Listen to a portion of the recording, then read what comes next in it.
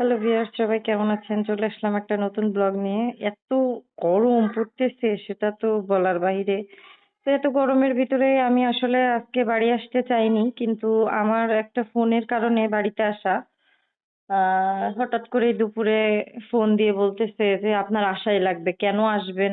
কি কেন আসতে হবে এটার উত্তর দিতে পারবো না।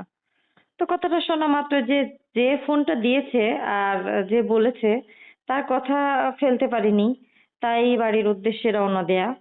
তো এই যে আস্তে আস্তে সম্ভবত এটা বীথিপাড়া ছাড়িয়ে এসেছি এমন একটা জায়গা।